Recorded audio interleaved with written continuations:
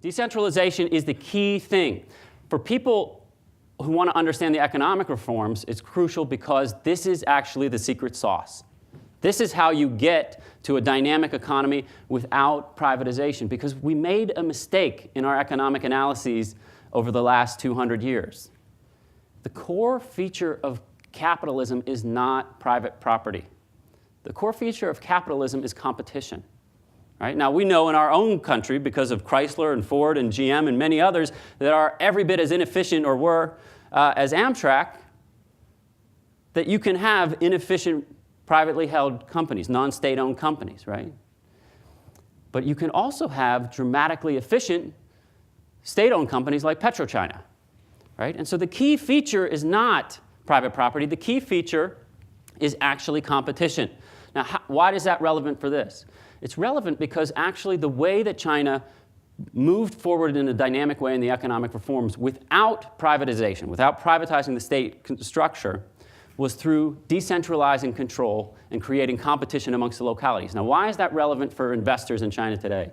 It's relevant because if you're thinking about a strategy for your company and you're thinking there is this thing out there, China, you don't understand what you're dealing with, because there is actually not just this thing out there that is China with 31 different level provincial units, but there's over 100 cities with population of more than 1 million people, right? And so it gives you a real sense of just how dynamic this place is, but you have to deeply understand this place as a localism system, right? So here are the cities in the United States with population over 1 million.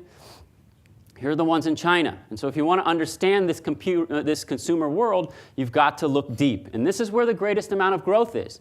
So this is something we run up against all the time, whether it's in the university system, in higher education, in business schools, or with executives. You typically think, well, if I want to be in China, my strategy should involve Beijing, Shanghai, Hong Kong, maybe Shenzhen and Guangzhou is in there. But really, if you want to be in China, you need to go to Suzhou, Chengdu, Xi'an, Dalian, places that some of you have probably never heard of, but these are the places where the most dynamic capitalist development is happening, and usually they're easier governments to work with. The Shanghai government is incredibly difficult to work with right now. In places like Dalian and Xi'an and Chengdu, I mean, there's a reason why Intel picked up stakes and moved from Shanghai to Chengdu, right? And it's not because the airport there is good, I can tell you. It is because that is where the action is, and they're adding 1,000 cars a day on the roads in Chengdu.